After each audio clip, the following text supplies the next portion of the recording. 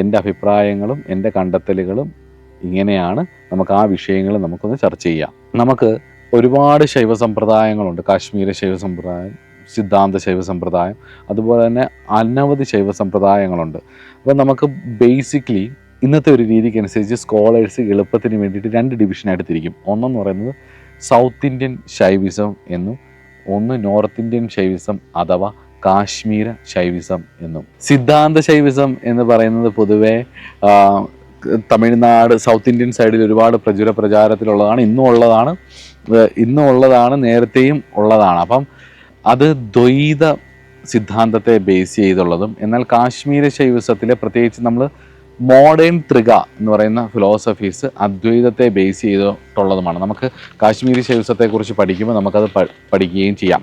നമുക്ക് പഠിക്കാൻ എളുപ്പത്തിന് വേണ്ടിയിട്ട് ആകെയുള്ള ശൈവിസത്തെ 3 ഭേദങ്ങളായിട്ട് തിരിക്കാം, അല്ലെങ്കിൽ 3 കാറ്റഗറിയിൽ തിരിക്കാം. മുന്നേ പറഞ്ഞ പോലെ ദ്വൈതം പറയുന്ന ഒരു കാറ്റഗറി, രണ്ടാമത്തേത് അദ്വൈതം പറയുന്ന ഒരു കാറ്റഗറി, നടുക്കത്തേത് ദ്വൈതാദ്വൈതം പറയുന്ന ഒരു ഡിവിഷൻ. ദ്വൈതത്തിലുള്ളതെല്ലാം ആണവ ഉപായ പദ്ധതികളും അദ്വൈതത്തിലുള്ളത് ശാംഭോപായ പദ്ധതികളും അതുപോലെ തന്നെ ദ്വൈതാദ്വൈതത്തിലുള്ളത് ശാക്തയോപായ പദ്ധതികളായിട്ടും ഡ്യുവൽ, നോൺ ഡ്യുവൽ, അതുപോലെ തന്നെ ഡ്യുവൽ ആൻഡ് നോൺ ഡ്യുവൽ, അതിൻ്റെ ഒരു കോമ്പിനേഷൻസ്. ദർശന രൂപത്തിലെ ശൈവസത്തെക്കുറിച്ച് പറയുകയാണെങ്കിൽ താൽക്കാലികമായിട്ട് നമുക്ക് ഇങ്ങനെ ഇതിൽ ചിന്തിച്ചുകൊണ്ട് നമുക്ക് മുന്നോട്ട് പോകാം. എന്നിട്ട് ദർശന രൂപത്തിലെ ശൈവസത്തെ ഒരുപാട് തരത്തിൽ തിരിക്കുന്നുണ്ട്. 10 ദർശനമുണ്ട്, 16 ദർശനങ്ങളുണ്ട്. ശൈവസത്തിൽ തന്നെ 300 ദർശനങ്ങളുണ്ട്, 108 ദർശനങ്ങൾ ശൈവസത്തിലുണ്ട്, 28 ദർശനങ്ങളുണ്ട്, ഇങ്ങനെ 36 ദർശനങ്ങളുണ്ടെന്നൊക്കെ പല രീതിയിൽ പറയുന്നുണ്ട്. പല ദർശനങ്ങളും ഇന്ന് അവൈലബിളുമല്ല, നമുക്ക് അറിയത്തുമില്ല. മൺമറഞ്ഞു പോയിട്ടുള്ള ഒരുപാട് സെക്റ്റുകൾ ഉണ്ട്. എന്നാൽ നമുക്ക് പഠിക്കാൻ വേണ്ടിയിട്ടും ശൈവസത്തെക്കുറിച്ച് കൂടുതൽ മനസ്സിലാക്കാനും വേണ്ടിയിട്ട് ശൈവിസത്തെ ഒരു 10 ദർശനമായിട്ട് നമുക്ക് തിരിക്കാം. ഞാനിവിടെ എടുക്കുന്നത് KC പാണ്ഡെയുടെ അഭിപ്രായമാണ്.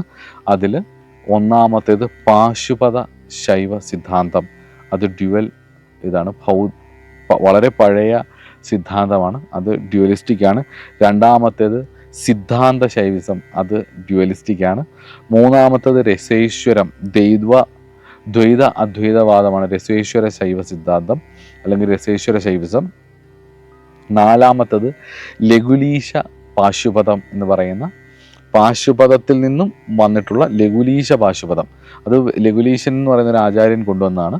അപ്പോൾ അത് ലഘുലീശ പാശുപതമെന്നും, അതുപോലെ തന്നെ ശ്രീകണ്ഠാചാര്യരുടെ വിശിഷ്ടാദ്വൈതം, അതുപോലെ തന്നെ വീരശൈവം അഥവാ ലിംഗായത്ത്, അത് ശക്തി വിശിഷ്ടാദ്വൈതമാണ്. ലിംഗായത്ത് ഇപ്പോൾ കർണാടക ഭാഗത്തൊക്കെ വരുന്ന ലിംഗായത്ത് വീരശൈവിസം എന്ന് പറയുന്നത്. അതുപോലെ തന്നെ പ്രത്യഭിജ്ഞാ ദർശനം, അത് കാശ്മീര അദ്വൈതവാദമാണ്. അതുപോലെ തന്നെ നന്ദികേശ്വര ശൈവിസം, അതും ശൈവിസം അദ്വൈത പ്രമാണത്തെ ആസ്പദമാക്കിയിട്ടുള്ളതാണ്. അതുപോലെ തന്നെ ക്രമദർശനവും കുലദർശനവും, ഇങ്ങനെ 10 ദർശനങ്ങളെയാണ് KC പാണ്ഡെയുടെ അഭിപ്രായത്തിൽ ദശ ശൈവിസം എന്ന് പറയുന്നത്, ദശ ശൈവ സിദ്ധാന്തങ്ങൾ എന്ന് പറയുന്നത്. ഞാൻ മുമ്പേ പറഞ്ഞ പോലെ പല ഗ്രന്ഥങ്ങളിൽ 300ഓളം ശൈവ സിദ്ധാന്തങ്ങളുണ്ട് എന്നും 108 ശൈവ സിദ്ധാന്തങ്ങളുണ്ട് എന്നും, അതല്ല ഈ പറയുന്ന 36 ശൈവ സിദ്ധാന്തങ്ങളുണ്ടെന്നും ഒക്കെ പല ഗ്രന്ഥങ്ങളിൽ കാണാം. അതേപോലെ തന്നെ ഈ പറഞ്ഞ 10, ഞാൻ മുകളിൽ പറഞ്ഞ പാശുപതം തുടങ്ങി കുലത്തിൽ അവസാനിക്കുന്ന 10 ശൈവ സിദ്ധാന്തത്തിൻ്റെ ഉപസെക്റ്റുകളായിട്ട് അനവധി ശൈവ സമ്പ്രദായങ്ങളും ഉണ്ട്. ഇവ കൂടാതെ വളരെ പ്രശസ്തമായിട്ട് നമ്മൾ പഠിച്ചിരിക്കേണ്ടതായിട്ടും മനസ്സിലാക്കിയിരിക്കേണ്ടതുമായിട്ടുള്ള ചില സെക്റ്റുകളുണ്ട്, ശൈവ സെക്റ്റുകൾ. അതൊന്ന് കപാല ശൈവിസമാണ്, അല്ലെ കാപാലിക ശൈവിസം എന്ന് പറയും. അതുപോലെ തന്നെ കാലമുഖ ശൈവിസം എന്ന് പറയും.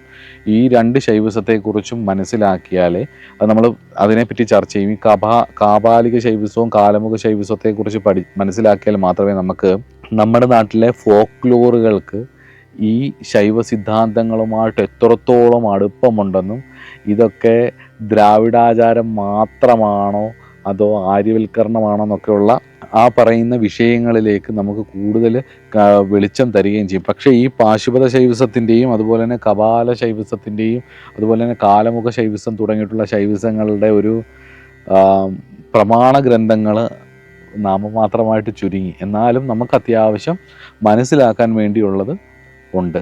ഈ മുകളിൽ പറഞ്ഞ പദ്ധതികൾ കൂടാതെ കാശ്മീര ശൈവിസത്തിൽ തന്നെ, കാശ്മീര ശൈവ സമ്പ്രദായത്തിൽ തന്നെ ക്രമം, കൗളം, സ്പന്ദം, പ്രത്യഭിജ്ഞ തുടങ്ങിയിട്ടുള്ള അനവധി മാർഗങ്ങൾ ഉണ്ട്.